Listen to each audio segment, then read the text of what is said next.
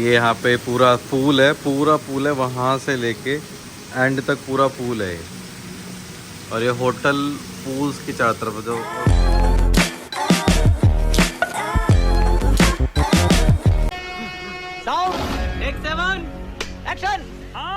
Guys देखो bye कहने का वक्त आ गया है बैंकॉक को।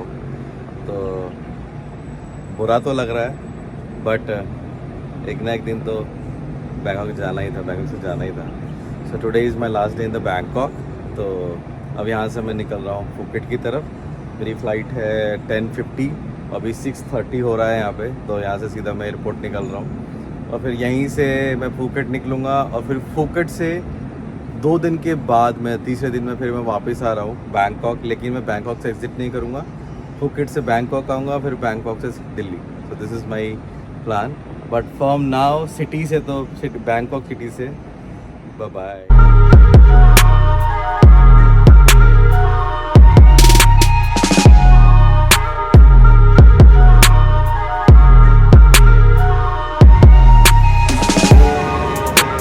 एयरपोर्ट बैंकॉक में होते हुए डोमेस्टिक फ़्लाइट ले रहा हूँ मैं।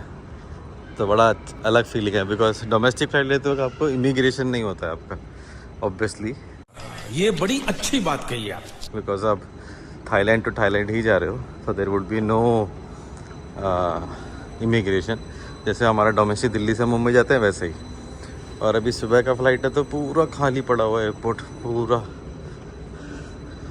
कोई भी नहीं है। ऐसा लग रहा है थाईलैंड में पूरा कोई नहीं है।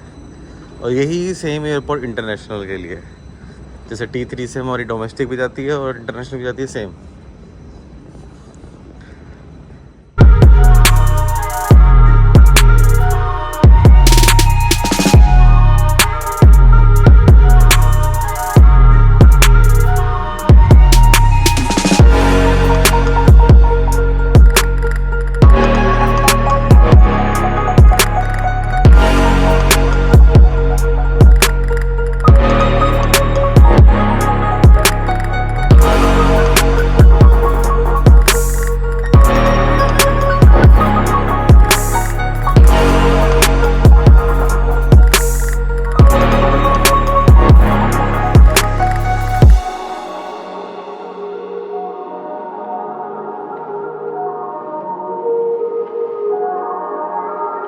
A few moments later.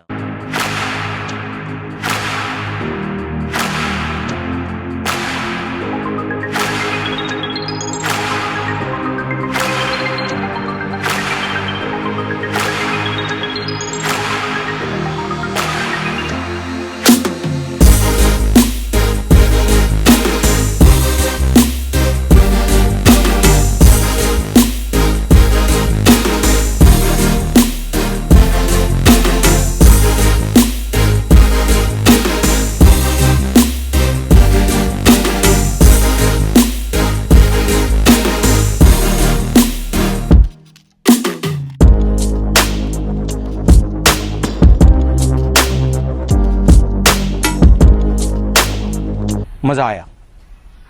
और मैं ये जो मजा है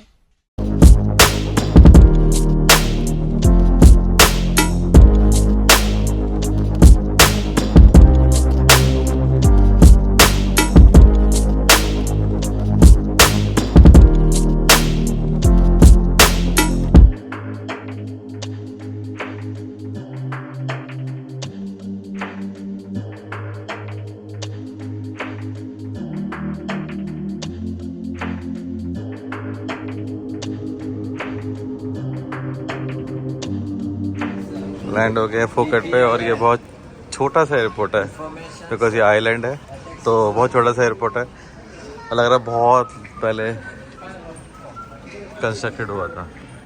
welcome to Phuket. Exit public transport. First time है मेरा फुकेट में, तो पब्लिक ट्रांसपोर्ट यूज़ करते हैं। Welcome to Phuket airport. ये जी आ गया जी फुकेट डोमेस्टिक टर्मिनल।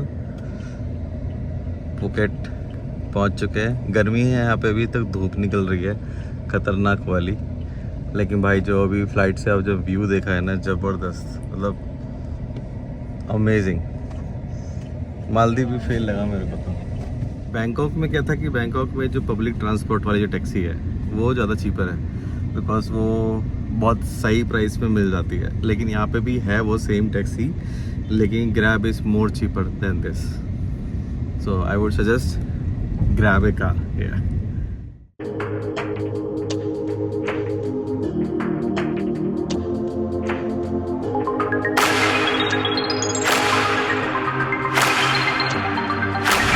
भाई लोगों देखो अब बारिश चालू हो गई फिर से।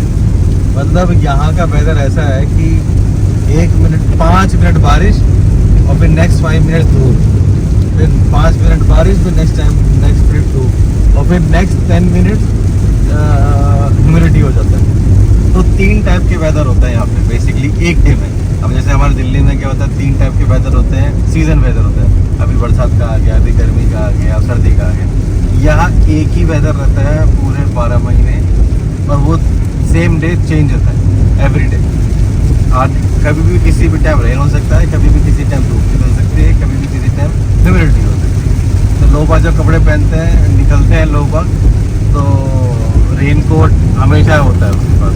जैसे देखो मैं जब निकला था तो धूप थी, और with in after 20 minutes raining, और अभी देखना थोड़ी देर बाद फिर से शायद धूप मिल जाए।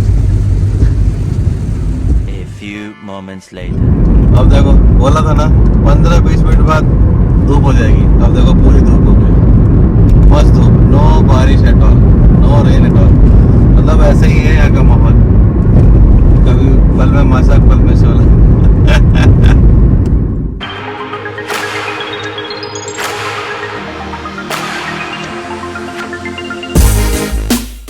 माई रूम इन फुकेट, ये है कैटल का चाय, थोड़ा ट्रेडिशनल वे में लग रहा है, ओल्ड स्कूल। और टॉवल्स हैं, मिरर है, दिस इज मी, स्टूल है, टब है, wash basin, very important area, और ये है शावर।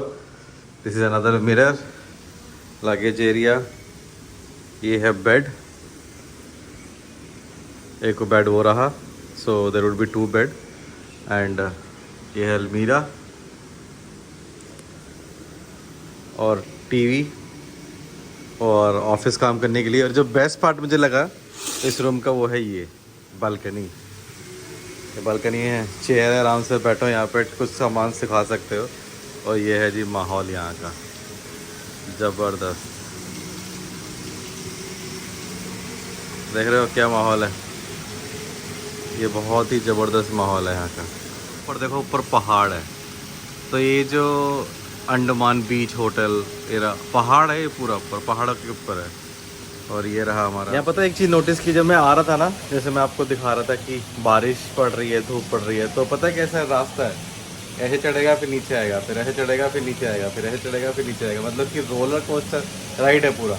आपको एक टाइम पे ऐसा लगेगा कि आप शिमला जा रहे हो, फिर सेम टाइम फिर आपको लगेगा अरे नहीं मैं तो गोवा जा रहा हूँ, फिर आपको लगेगा अरे मैं शिमला जा रहा हूँ। तो मतलब कि जब आप ऊपर चढ़ते हो तो जैसे हमारी शिमला की चढ़ाई होती है ना बाई रोड, ऐसी फीलिंग है बिल्कुल एग्जैक्टली। और जब नीचे चढ़ते हो तो लगता है कि बीच ही बीच चढ़ता है, समुंदर ही समुंदर, तो गोवा वाली फीलिंग है। तो ये है यहाँ का माहौल। मेरा मैं बाय।